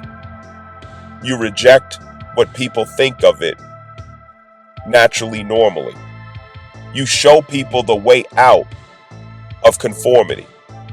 You lead the way out of past patterns that are not solving the problem. So the Leo rising is predestined to approach relationships with innovative concepts that may bring contradiction to what you're used to. It is counterintuitive. They have a counterintuitive approach to relationship ideals and management. I give an example. I'm a person that believes very strongly in polygyny or polygamy, while I do not disagree with monogamy. I'm a person who believes that monogamy and polygamy, or polygyny that is appropriate for who can respect it. I am of the belief that relationships does not have to be limited to traditional ideals and expectations, that it is a contract that two or more people decide upon themselves, as long as there is transparency, trust, and consistency. The consent is what determines that. There should be clarity in consent. So, your Libra placement is going to be a natural trine to Aquarius. I see justice. I see viscosity. I see harmony. Now, if you turn it into I intend for you, or I intend for this house, I intend for this house justice, I intend for this house harmony, I intend for this house reciprocity. It's reflective in the house of the other. So if Libra is in my third house, I intend it for the third house of the other person. You have to give the context. If your Libra is at the first house, you intend Libra for the first house of the other person. It's a reflection. So I intend Libra for the mind state of the other person, for the thought process of the other person, for the opinions and views and concepts that the other person holds, for the intellectual capacity of the other person. If I intend that, then that means I also have acceptance for the variety and differences of other people's intellect in relationships. So, how do you reconcile differences in relationships harmoniously, in justice, in fairness, in balance, with viscosity, and with beauty?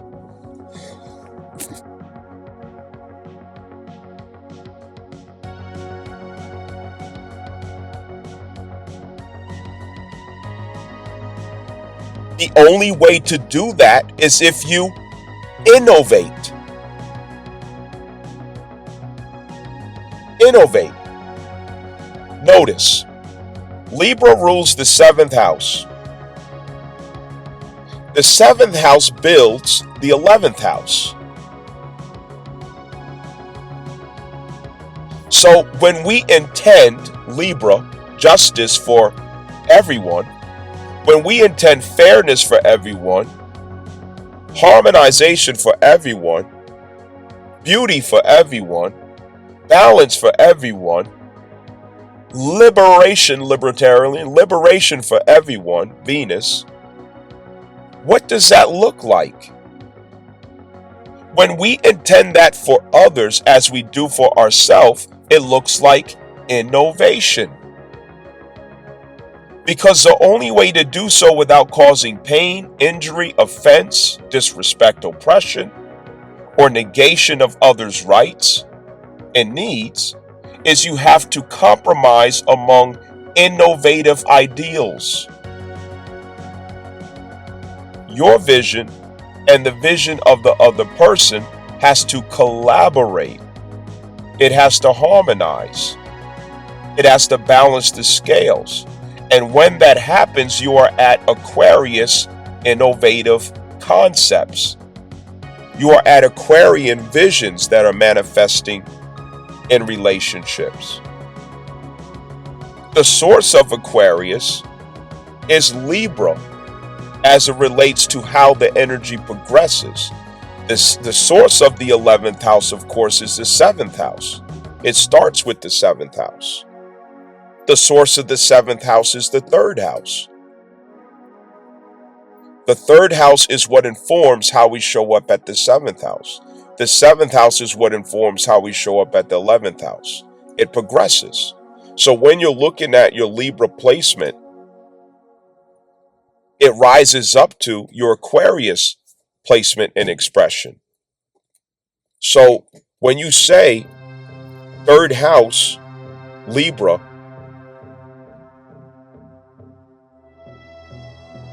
your intention is to harmonize the intellectual property, the ideas and opinions, the preferences, the perspectives of others toward an innovative outcome, an innovative visionary possibility and outcome. So I may be short of expressing this, the correct way. Hopefully I'm using the right words to paint the picture. But if I give an example of this, for example, everybody out there listening is from different demographics, countries, and all those different things. That's the beauty of the community of all you guys out there and ladies out there, is that there's people from all kinds of different places, races and cultures and religions and perspectives. That's a beautiful thing. But where I come in at, okay, is I'm here to show that there's unity in all these variations and differences when it comes to truth, love, and justice. I'm here to show that there's unification that transcends all of our differences. And that may take being, provocative, which is a Aquarius expression. It may take going against the grain, spinning the opposite direction, pulling off of Uranus energies. It may take giving a little shock. being willing to say what they're thinking, but they're not saying. Why? Because I'm exposing, which is my Pluto at Libra, okay? I said I wasn't going to go into details, but I am. That's my Pluto at Libra, which has to expose harsh truth and reality, things that are very difficult to accept. And what does that do? It works against that Venus beautification of Libra. But when you get to a higher frequency, it remains consistent, seeing the beauty of truth revealed on the scales of justice. Okay, so the hard to swallow things that I have to say up here in the message, it's still the lawyer's argument for you, but you don't know that the lawyer is arguing on your behalf until you see the outcome, which ends in, wow, I have innovated, Aquarius, my mind. I have innovated my concept. I have expanded my view. I've stepped out of the rings and limitations of Saturn in order to witness the truth. But it took that provocative energy and controversy for me to reach that unification, where below that level, it was dualities where things seemed polarized and opposite and contradiction. But once properly explained, once justified through explanation, Libra, once harmonized through communication, Libra,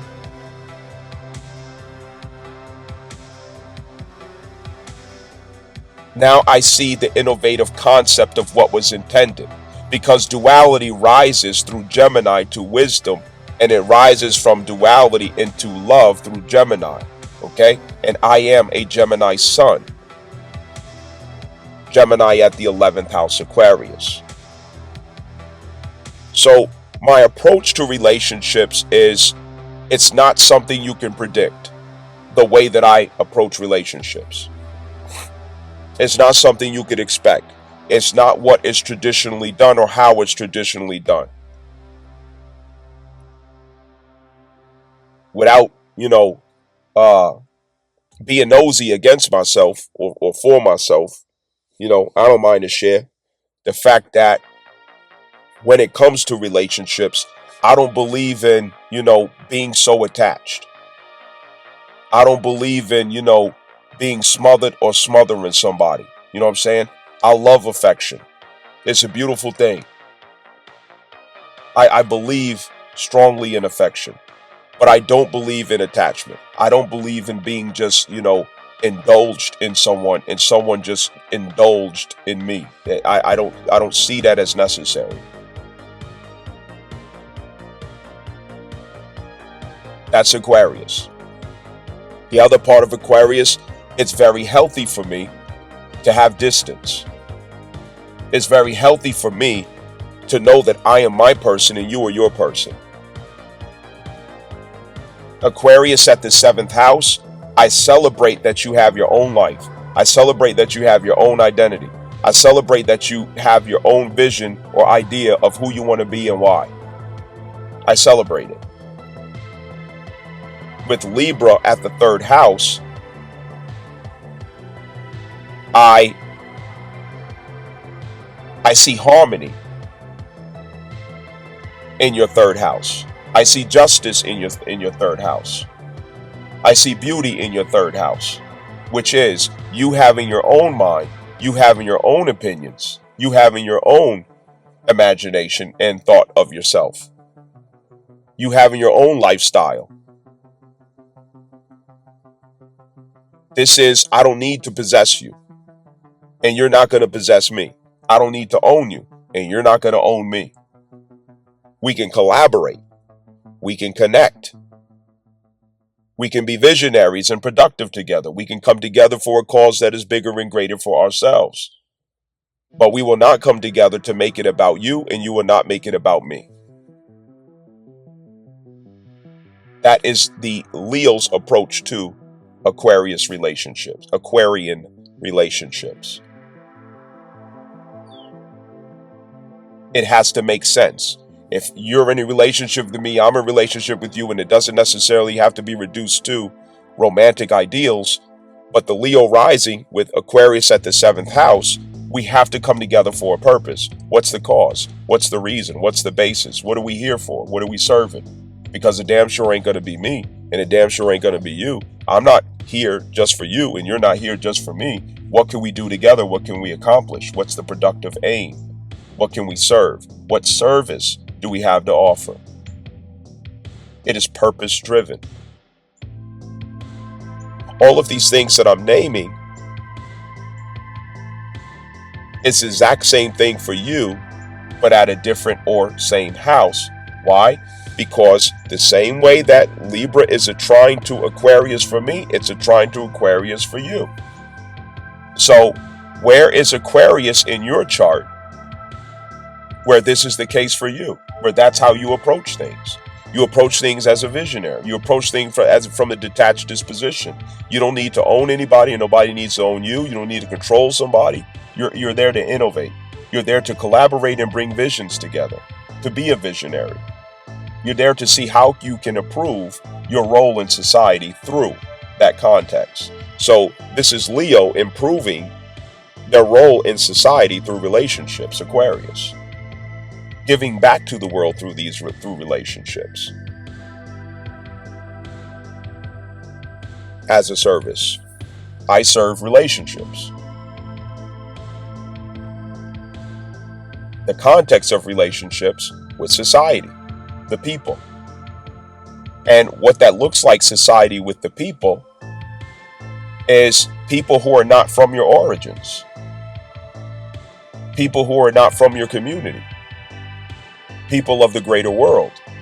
Now, what's consistent with that in the Leo's chart, Leo rising chart, that is, 9th house Aries. 9th house Aries, this is predestined to have effect and impact on the greater world, not just your locality. You have a destination or a destiny with people who are not from your origins. Different countries, different communities, different backgrounds, different nationalities. You are here for the people.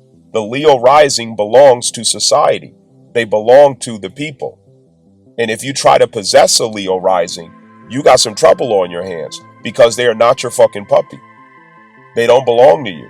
It's not a cute little doggy that you keep locked up in your cage because of your insecurities. No. Leo risings belong to the people. They are there to serve the people. They are for the people. They are influencers. They have an influential destiny upon this earth. They belong to the 11th house. Understand that. And so you want to look at this trine and see that the source of this Libra realization is going to be Gemini. That's the source. Because Gemini is the ethereal between self and inner child. Libra is the ethereal between you and others. Aquarius is the ethereal between you and the world. Okay? It's 3 ethereal positions. Every sign does the same thing. It goes in to out. Okay? For example, the water signs. Cancer is water between you and inner child, yourself. Scorpio is the water salvation opportunity between you and others. Pisces is the water salvation opportunity between you and the world. Taurus, what you value between you and yourself or your inner child, your source of self-esteem, connecting to what you value, appraising the value of the self. And then Virgo, producing value, 6th house. And then Capricorn, expressing and claiming a witnessing to your value through your community reputation and image at the 10th house, status and ambition. Okay? Fire. We start with Aries, the individual person, the I am, the self, as the creator. Okay? The inner child's creation, the inner child's initiative. Leo, the inner child's expression of what it creates. Okay? That's between you and others. 5th house, starting with your children. And then Sagittarius, ninth house. This is what you create from your competence, from wisdom, from philosophy, from what you learn from others as a student, and from experiences. It's expansive creation. Okay? So it's everything spirals from the in to the out. It spirals.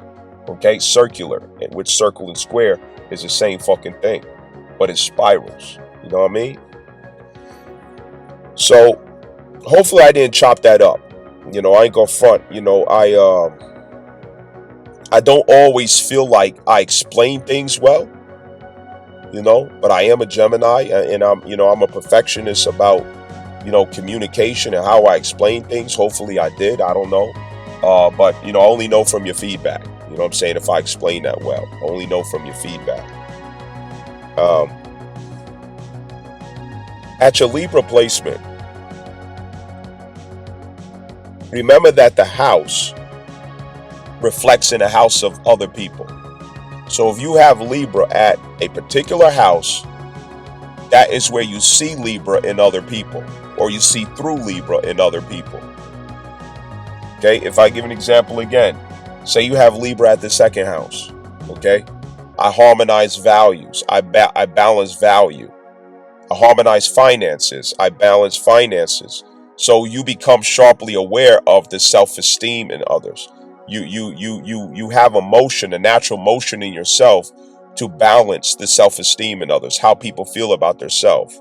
You want to harmonize people's opinions, how people estimate and appraise the value about their self. You see what I'm saying? Because you do it to yourself. It starts with you having that Libra consciousness toward yourself, where you are sensitive to how you're balancing your own self-esteem, how you're balancing, and harmonizing your own sense of self-worth and what determines your self-worth. And so because of that, it reflects as what you happen to notice in other people, because it's something that you're fixated on noticing in yourself as what needs to be balanced, harmonized, or where beauty needs to be at, where ease and viscosity and diplomacy should be at. I'm going to help this person to be kinder to themselves.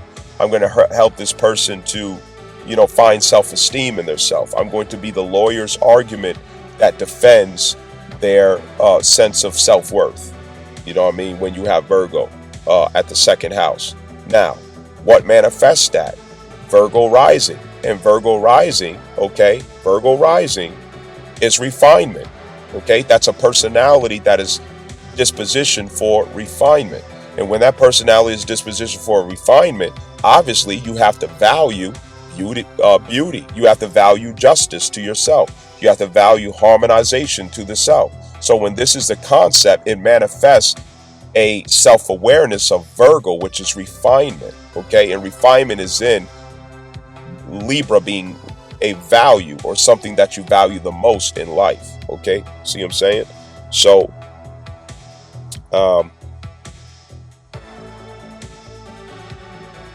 okay, so anyway, questions, comments, concerns, you know what I'm saying? The best way I know, how to perfect my communications through your feedback. If you have personal questions, let me know. And, tell me how I did with this communication. I don't think that I'm feeling like, maybe I didn't explain it, the best way. There's many ways I could explain. I don't mind to, give even better explanation. But, if you can give me some feedback, tell me how I did with this explanation in particular, I would really appreciate that. Thank you very much. You heard? Like, share, subscribe, all that.